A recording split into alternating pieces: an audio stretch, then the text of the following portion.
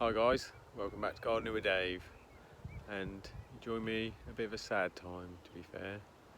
We're here in the potato area and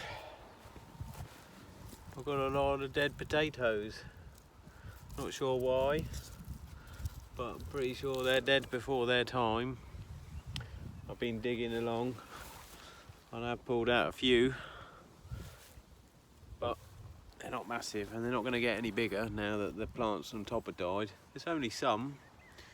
See, there's a few that have survived, and actually the ones at the back that we didn't cover for the frost have actually come back stronger and seem to be happier. I guess it's a good thing we planted loads of potatoes, so we still should get a decent enough haul. But never mind, that's enough of the sad stuff. Let's do the exciting stuff. If this year's not great for potatoes, it's pretty brilliant for brassicas. Look at that fella. Look, cauliflower, I say little, not that little. Loads of them, nearly ready to pick. Now I've already picked 7 or 8, and you saw the first one obviously. Picked one the other day that was like 600 grams, amazing, happy days. So from that point of view, the net, brassica net, has done the business. So we're laughing there. And over here, see if I can get a good angle on one of these fellas, is the thingamy-bob. It's not a thingamy-bob, don't be ridiculous. It's a broccoli, that's it. Can't see one there. Let's see if we can see one up this end. Here we go. You see that with the net? Perhaps I should take the net off, that would be a bonus. But the thing about the net is that very little time off. I've taken it off twice maybe for weeding. Other than that, I've kept it on because it's, I think, the net that's protecting them. None of the leaves have been nibbled by caterpillars, and the butterflies can't get at it. I think that's why they're so happy. You know, stuff will always carry on growing even if it gets attacked, but it just sets it back a little. It will never be as good as if you can keep it happy for its whole life. So these have been indoors really their whole life in the greenhouse. They came out to harden off. That was a pretty scary time. And then when they went into here, and as I say, I've only taken the net off a couple of times to pick a few cauliflowers and do a bit of weeding. But with the trenches, very easy to water it from the top, just goes through the net, and they're very happy. A little collection of leek heads. They're very cool too. Opening up, flowering. But possibly one of the most exciting things for quite some time. I received a package today, and it was from my brother. And he has made me these marker pegs. Look at that. He's got a computer-driven CNC machine, and he's made me these stakes. How cool is that? Oh, the beetroot and the chard. Over here, parsnips. Very cool. In fact, the parsnips are looking pretty happy. Check out this happy little row. The carrots.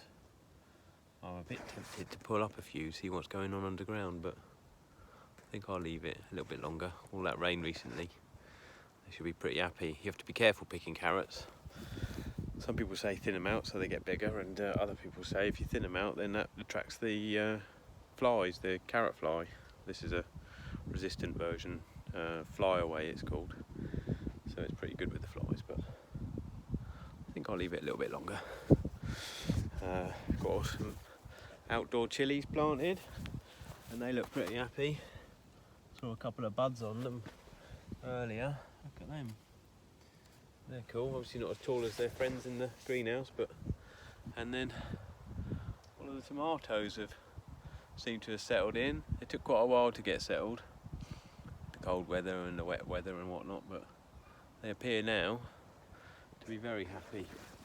Been round and pulled out all the side shoots and given them a bit of care. Obviously all that rain, a whole lot of weeds. I Our gherkins settling in nicely. Going to hopefully climb up the frame. And 3 of the cucumbers are happy as well. And that's another gherkin at the back there because that cucumber didn't make it. But got some nice flowers popping up. No fruits as yet. And even more tomatoes. I don't know which one's winning the race to get eaten first. We shall find out soon enough. Our purple beans are looking pretty cool. Check that out. Lovely flowers and lovely beans. Got a bit of black fly on there, but I've also got some ladybirds helping me out, so again, not the end of the world. And back with the mystery things. Do you remember way back on episode 1 we planted some pumpkin seeds? Well, they weren't labelled, and I guess they were pumpkin because they were pretty sizable. But there's another sort of seed that's sizable, and that would be marrows. And I think we are growing marrows. Try and get in there. You see that fella? Happy days, he looks happy. That does obviously mean we're not growing pumpkins, which is a bit of a shame, unless some of the mystery ones back at the house that popped up in the raised bed, they might be pumpkins. That would be a result, because it'd be a shame not to have a few. So 2 types of marrow instead. That's all good. Obviously courgette land is going mental. I had thought I might have spaced them out a bit too much, but looking at them now, I think I got that just about right. I've had 20 or so courgettes already off this, and they're coming fast now. The squashes are settling in. This is interesting, check this out. The courgettes grow in big bushes, stay pretty localised until they get a lot older, whereas squashes trail along. Some people grow them up ladders or canes. They grow up quite nicely, but obviously squashes get pretty big, so it needs to be a pretty sturdy frame. But these 6 here are all squashes, so I'm thinking about constructing a frame of some sort maybe. Keep it tidier, stop them spreading around. We shall see. That's probably about it up here. Oh, a couple more markers to show you. On the garlic. Happy days. Not sure when to pick that. Seems to be pretty happy at the moment. Shallots. Over here. Onions. And the onions look pretty happy for all that rain too. Not as big as some of the other chaps as onions around here, but I'm hopeful they'll continue to grow. So quick catch up with the apples. A lot of them are coming on nicely. Started with 50, didn't we? Now we're down to about 20. A lot of them. You see these little ones? They just start to shrivel. I think the tree decides which ones it likes, which ones it doesn't, and you just get some of them. But 20's still not a bad haul. Over here we've got 2, I think, under there. They look pretty crisp. And up here is another experiment. So I saw a chap clamp some balls of compost to a fig tree, I think it was, and left it for a while, and after a time the roots start to grow from inside, and then you can chop it off underneath, plant it, and you get another apple tree, or another fig tree it was. I'm trying it with the apple, because these branches are superfluous. Don't need those, they'll be pruned at the end of the season anyway, so thought we'd have a go. Another one down there. What's the worst that could happen? Over here is our sweet corn, first batch. Getting nice and tall. Too tall for the net now, so I've pulled the net back so they can grow on unhindered.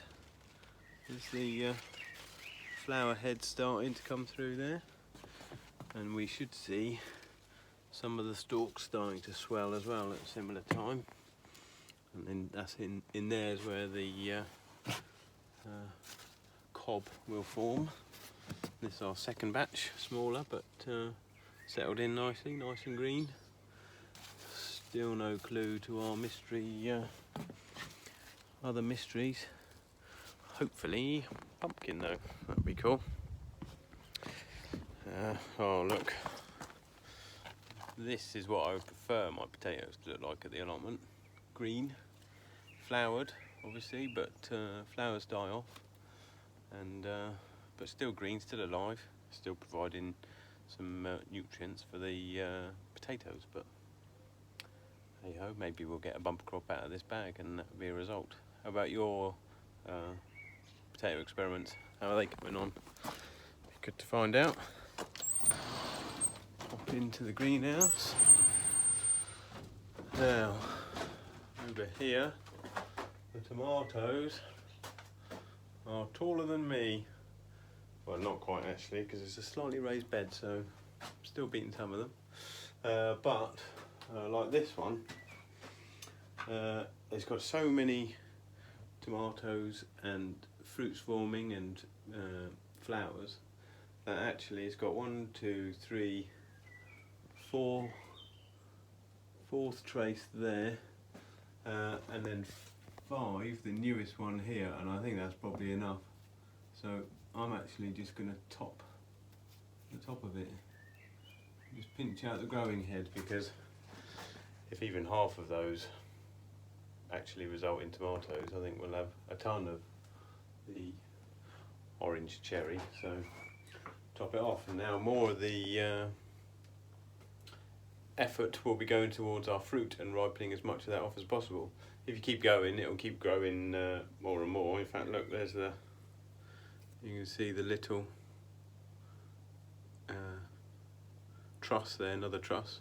It will keep trying to grow them, but obviously the season won't be long enough and they'll never ripen, so that's why we top it off. And I'll probably top off this one as well. This is Mystery Tomato D. So I'm just going to pinch the top of that one as well. There we go. So now we know for those two, what we get is what we get. But plenty of them are coming on lovely. Nothing doing with the pineapple at the moment. It's not looking too happy, to be fair, but it wasn't that fresh when I had a go. Maybe if we get another pineapple soon, I'll try it again, see how we get on. Getting plenty more gherkins through, and down there lots of flowers. Now this one, Mystery E, I'm still undecided. There's one, look, but looks a bit longer, and I think it could be cucumber. They all start fairly similar, spiky and whatnot, but it's what they end up as that's the important thing, so we'll find out. So no change on the leaderboard this week. Over here though, I don't think I've introduced you to this. I was given this. It is a yellow bean from New Zealand, and just given the one plant, and instead of planting it out in the allotment and leaving it to its own devices, I'm keeping it in here to try and look after it, because hopefully if all goes well, we get some yellow beans, we can eat some of them and keep some for future years, and then keep growing it forever. You see the forest of peppers behind me, they're all coming on a treat. That one at the back there, that's the padron. It's getting a bit huge. That keeled over under its own weight the other day, so I popped a stake in to hold it up. A lot of them are getting quite top heavy. I think that's part of the aspect of not pruning them. The pruned ones, like this one, this is a pruned padron, and it's a bit more stable, not so tall, but the true thing will be how many fruits we get from a pruned one versus an unpruned one, but all in good time. I was looking through my seed packets the other day, earlier today, and I found some turnips, and I was having a look, and you can plant these till July. Now at the allotment, our turnips not going very well. Got the beetle has eaten the leaves and whatnot, so still time though to plant some more. So I thought I would try some here in the seed tray, and try some straight in the ground, because we've created some space in the brassica tent with lifting our cauliflower. So I thought maybe put these into there, and this year we might still get some turnips. Also going to have a go at some more of the purple beans, because they were delicious. And oh look, as well as those marker sticks that my brother made, he also sent me this one.